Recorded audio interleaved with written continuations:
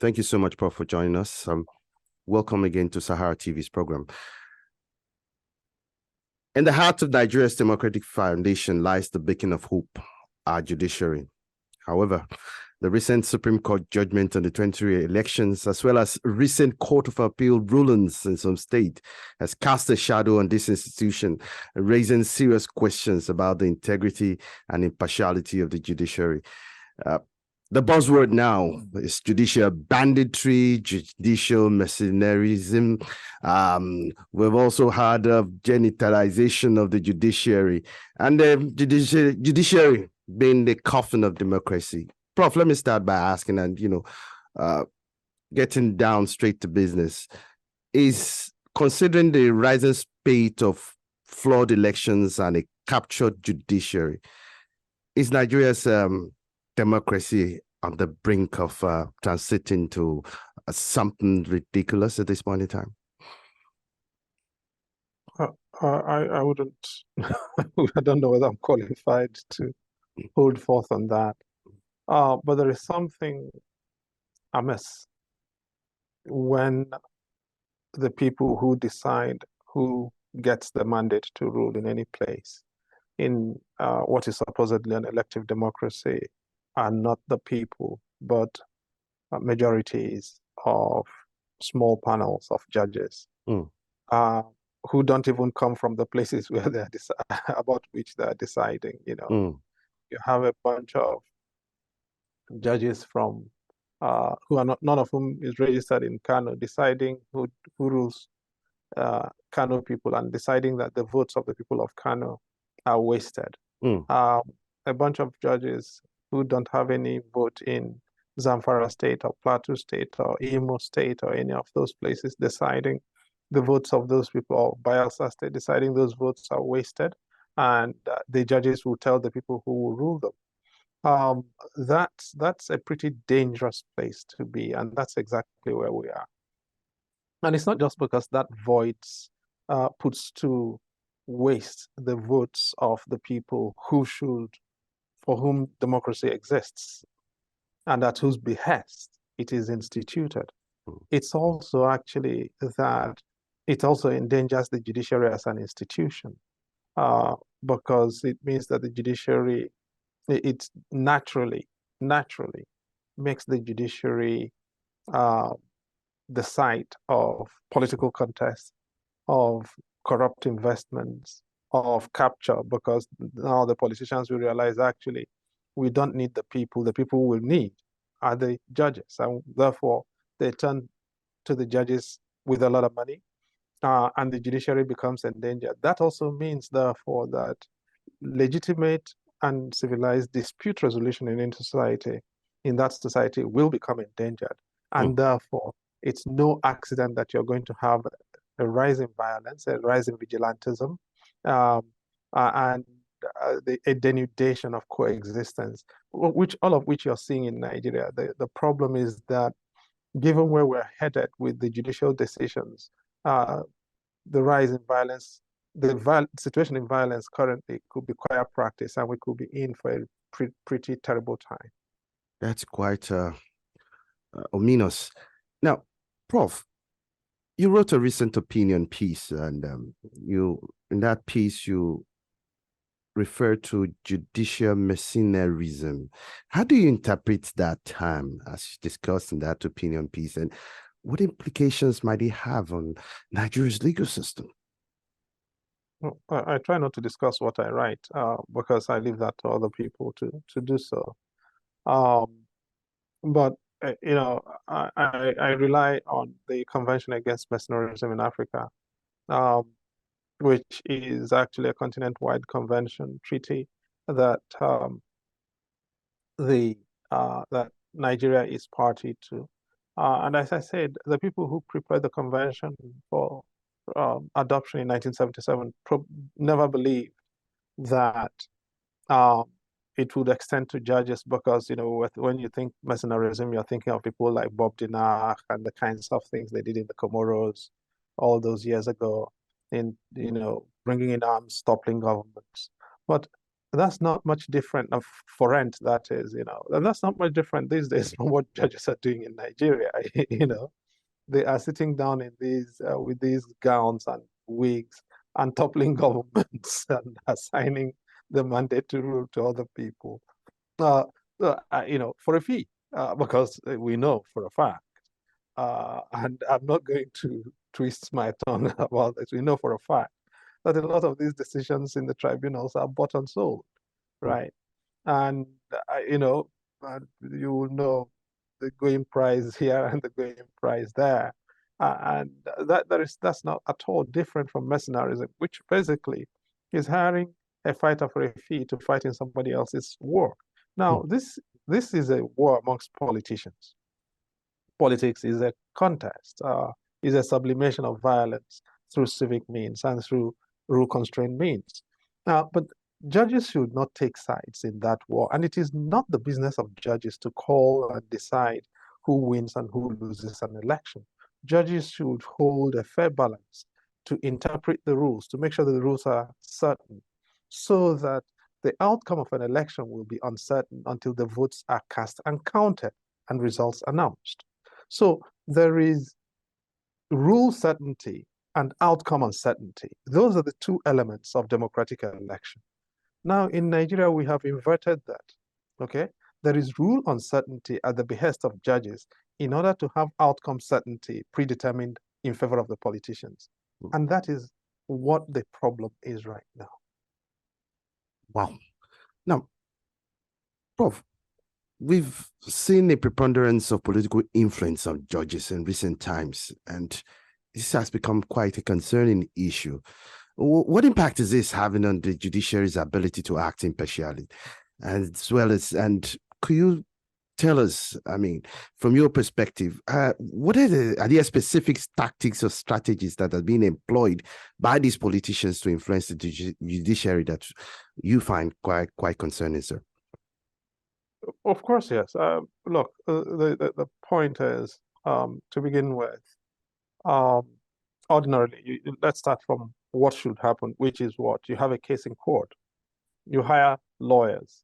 Your lawyers work with the evidence and the law. They go before a court, they put their best feet forward with the law, with the evidence, and with their arguments. The judges look at all of that and decide impartially. That's the ideal. Now, in the country right now, all of those pieces of the puzzle are a mess. It's no longer, if you cannot win a case with lawyers anymore. I mean, you've seen the clip that is trending of Yusuf Gagdi from Plateau State warning the other parties in the Plateau contest that when they get to Supreme Court, they will know who we know, and we will know whom they know. Right? So it's not about what your evidence is. It's not about the integrity of the judges. It's not about the skill of your lawyers. It's not about what the law says. It is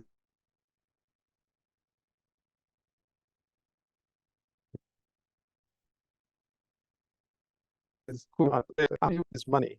So the first thing is a public acknowledgement that money and corruption is a major factor now in the decision of these cases. The second thing is you now see, as a result of that, the senior-most offices in the judiciary have become politicized. You see what is happening in Osun State, for instance, over the question of the chief justice, the state chief judge, right? And that's not the only place. In River State recently, you've also seen that in the contest between the governor and his godfather, the first victim was the chief judge. The governor purported to suspend the chief judge. And that chief judge, by the way, was jumped up over his superiors, over his seniors by the former governor of River State. He was, I believe, number 5 or 6 in the hierarchy of judges in the state. But somehow he was jumped up to become chief judge. Chimaroke Namani did that when he was governor of Anambra, for Enugu State, by the way. At the retirement of Enugu, of Chief Judge Ugu in 2004, he got number 6, Justice Umezurike, to become number 1, and promoted Justice Abu, who was supposed to be the Chief Judge moved on to the Court of Appeal and then skipped by the remainder in order to make sure the person whom he wanted became chief judge. So that's the second thing. The politicians look to control the office of the chief judge or the chief in any particular place because that dictates a lot of things, including case assignment, postings, and management of budgets. The third thing, of course, is the fact that judicial appointments have become captured. And you listened to the immediate past president of the Nigerian Bar Association addressing the International Bar Association in France, in Paris, just at the beginning of this month. Yeah. The clip is publicly available. But you know, I say it publicly that the judicial appointments, and then you heard it, of course, from the recently retired number 2 in the Supreme Court, Justice Datijo, that judicial appointments now suffer two tendencies. One is filialization, and the other is genitalization.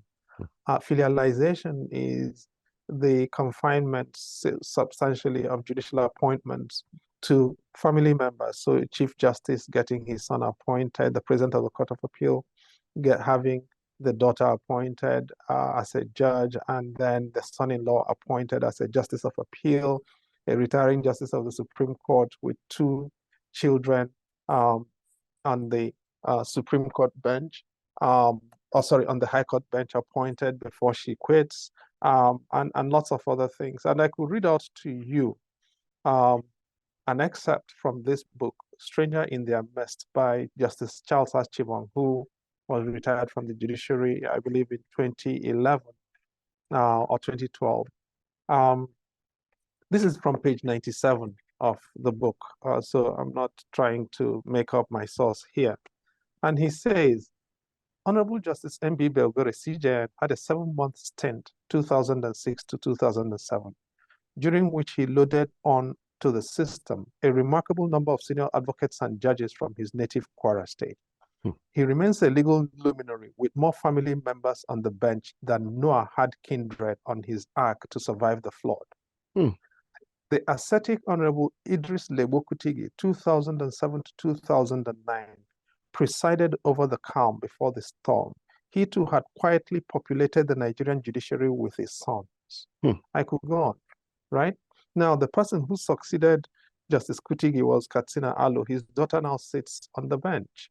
And you know, you go on like that.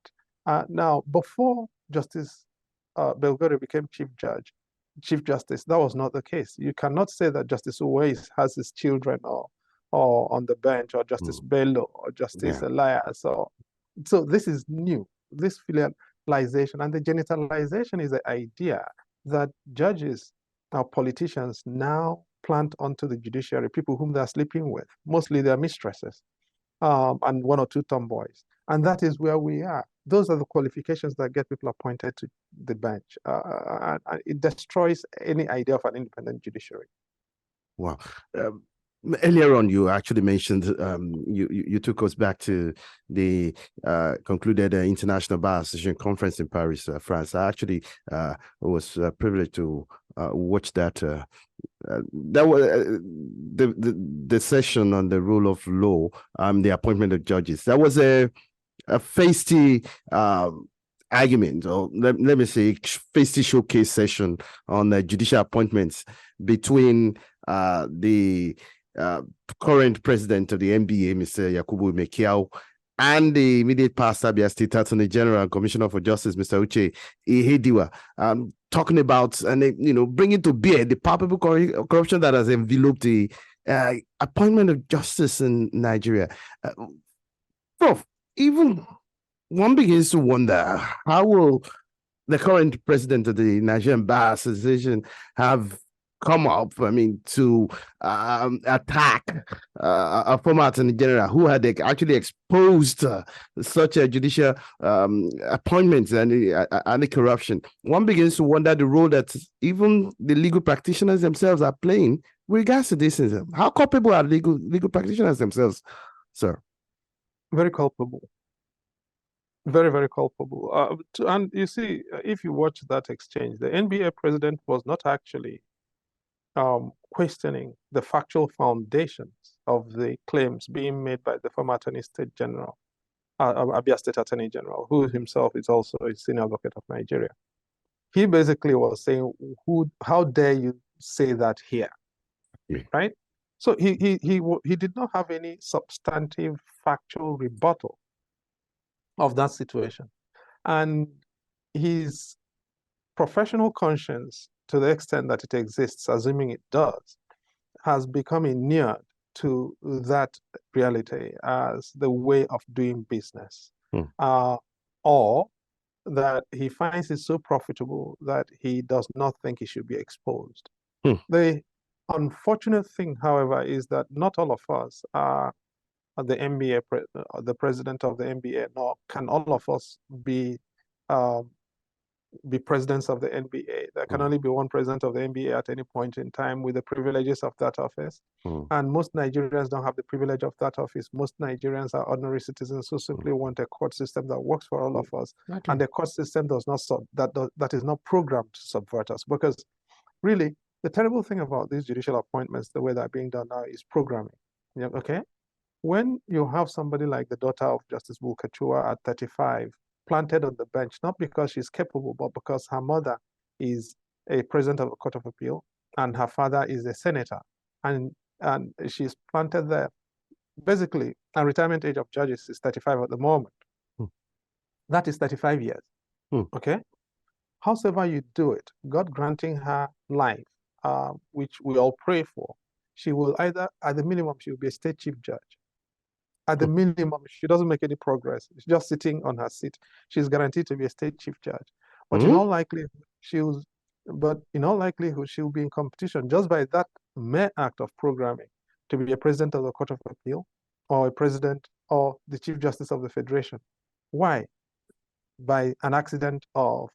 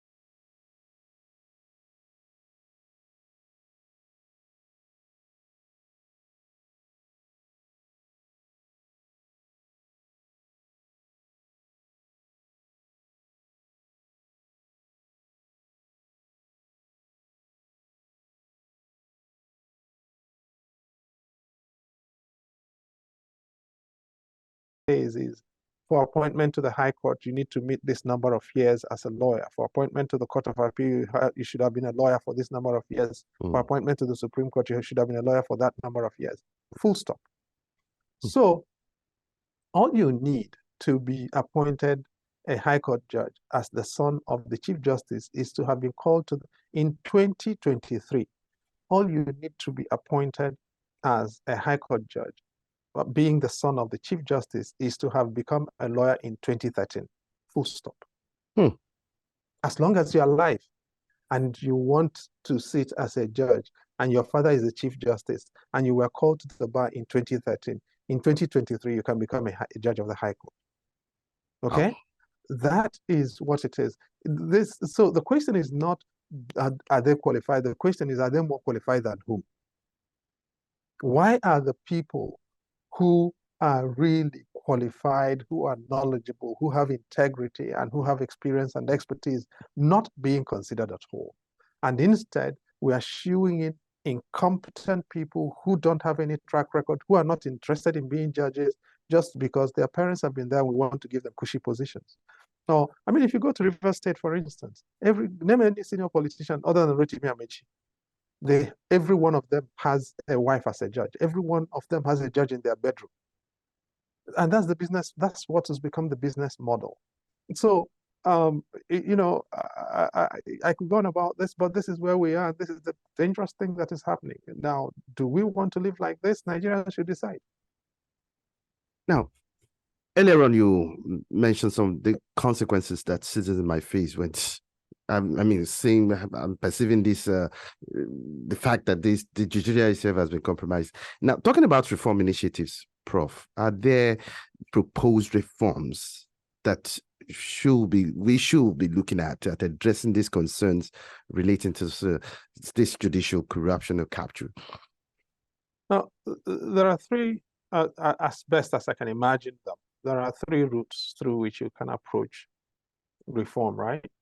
One is constitutional amendment. The politicians own that.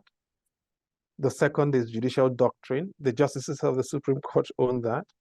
And the third is discipline, administrative discipline. The Chief Justice of the Federation owns that. But how would the Chief Justice of the Federation exercise a firm hand in disciplining, in using the administrative route, when he too has corrupted the system by presiding over the appointment of his own son and he's swearing in as a judge of the Federal High Court? That's the first thing. Now, or the president of the Court of Appeal, whose daughter was appointed the judge of the High Court of Plateau State in 2021, and the son-in-law appointed a Justice of Appeal this year after 5.5 years on the National Industrial Court, right? Now, so that's where we are. So who is going to bell this cat using discipline? And that? So any judge whom they proceed against now will say, well, they're trying to make a scapegoat of me in order to embellish themselves. They are not serious people. So the disciplinary process in the judiciary, not accidentally, is in disrepute. And you see they're recalling judges who were suspended 5-6 years ago and on charges that are neither spent nor vacated of evident judicial corruption. They're recalling all of them and having them sit on the bench, right? Wow. Now, so that's one, you know, Justice Yunusa, Justice Tajimogobia, Justice, they had been suspended by the NJC under a different leadership, and now they are back, and the charges have not. It's not like they were acquitted. No.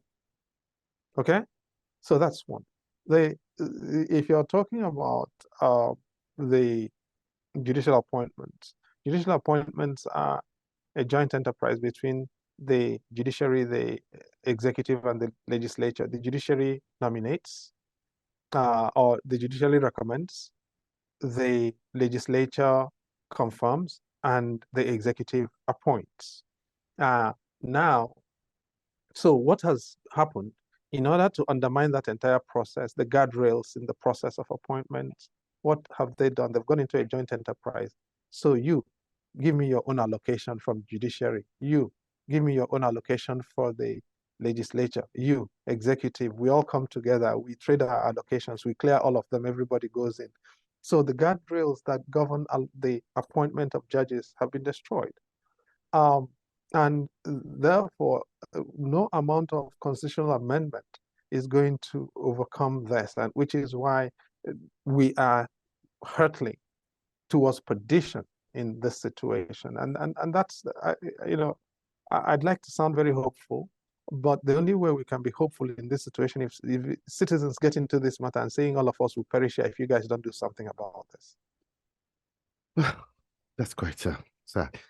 In your view, Prof, what can individuals, legal practitioners, and policymakers do to ensure the continued independence and integrity of Nigeria's judiciary at this time?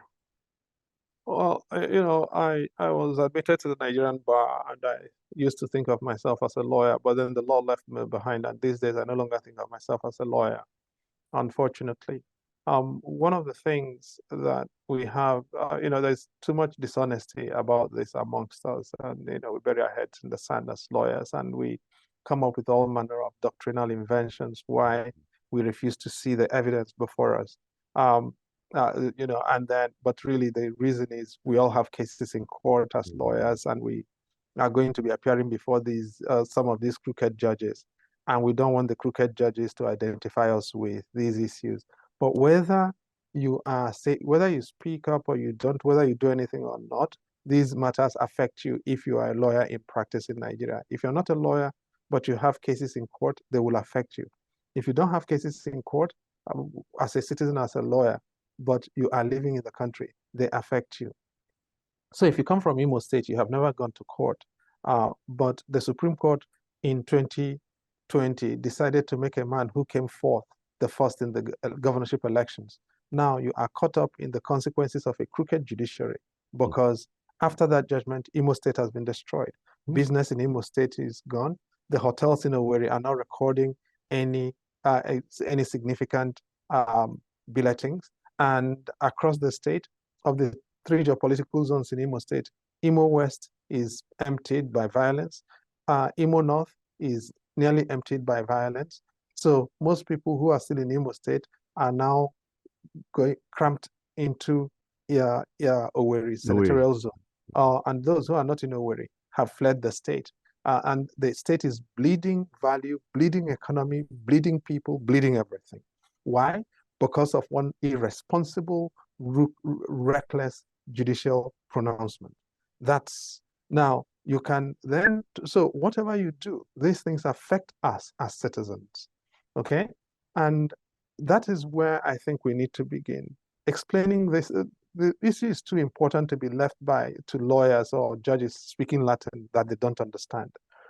Sub judice, sub this and the other one. The matter now, and the implicit bargain, by the way, that underwrote the respect for judges and respect for the judiciary has been destroyed. And that implicit bargain was that judges would uphold basic ethics of judicial decision-making. And that is why you have a code of conduct for judges, okay? There are things you're not supposed to do, like make, profit for yourself or your family from judicial office. But how can a chief justice appoint his son as chairman of the NJC, which office he holds by virtue of being the chief justice, which is a judicial position? How can he go and appoint his son as a judge and not understand that that is actually profiting his family from judicial office, and that is prohibited by the code of conduct that he is supposed to enforce? When he does that, which authority is he then going to use to enforce that judicial code of conduct? So the implicit bargain that said, you respect yourself and we will respect you, has been destroyed by the judges, by the politicians in concert with the judges, by all of them trading and accepting money in this process. And as a result, it's no longer possible to speak in the same language that we used to. So, and if you were around 20, 25 years ago, people spoke about judges with considerable reverence. So it was an exception not to speak about judges with reverence. Today, if you speak about a judge with reverence in your neighborhood, people will probably stone you. That's the difference. So, and therefore, the loss of judicial authority means a lot in terms of its consequences for social cohesion, for safety and security. And I think we've got to take that seriously. And there are lots of other things I could say, but let me just hold it here. Yeah, talking about taking it seriously, Prof. Any final thoughts or reflections on the challenges and potential solutions regarding all these issues that you have brought to bear?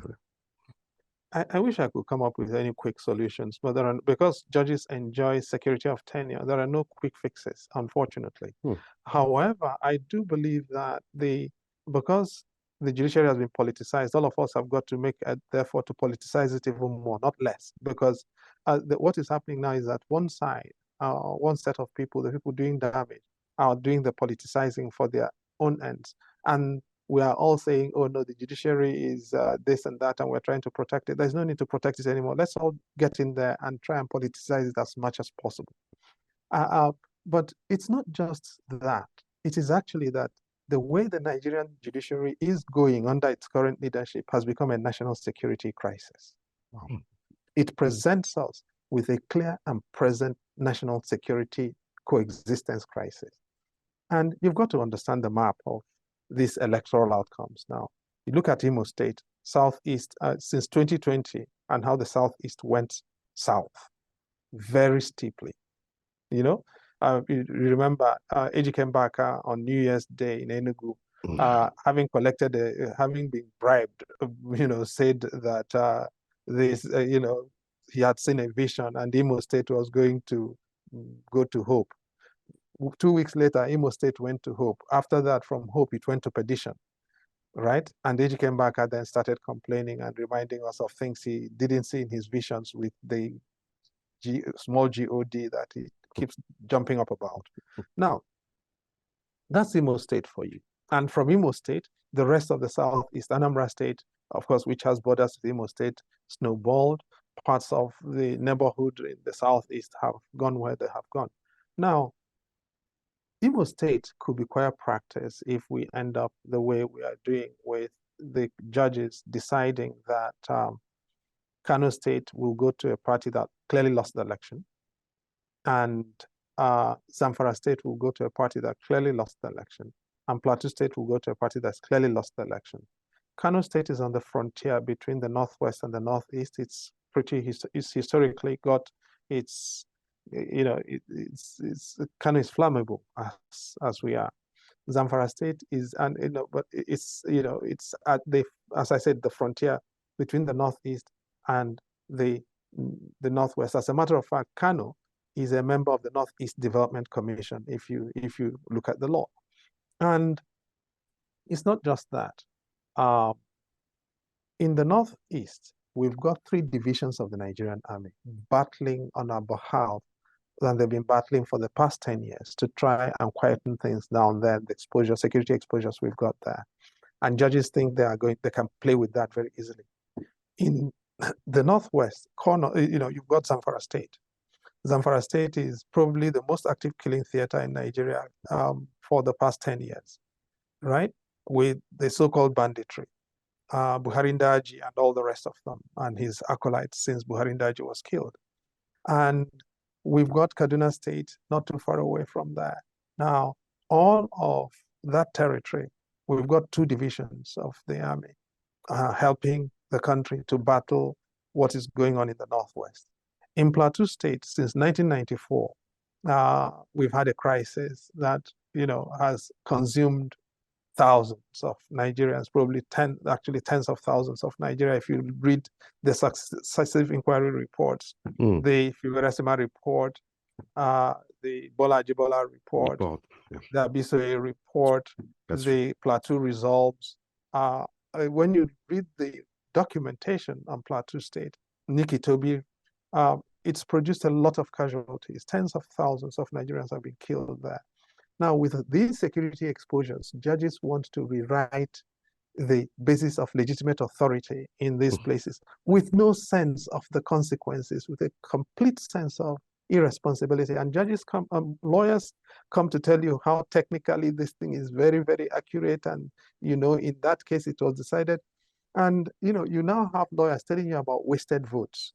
But there cannot be, a democracy cannot have jurisprudence that justifies the wasting of the votes of its citizens, okay? So that really is the thing. We now have lawyers and judges telling you reasons why the votes of citizens should be wasted, and the only votes that should count is the votes of corrupt judges. If we don't understand that this is now, the judiciary has become a national security issue, we are wasting our time. And once we understand that, then we will try and get the coalition of citizens that will get involved in helping us put the pressure that we need to begin to turn this around. But without the active involvement of a broad constituency of Nigerian citizens saying enough is enough to this madness, I don't think we're going to get anywhere. Professor Odinkalu, thank you so much for your insightful perspective. We really appreciate it. I know you can go on and go on, but we have to put it stuff to it. I mean, pause to it at this point in time. Thank you very much. Okay. We look forward.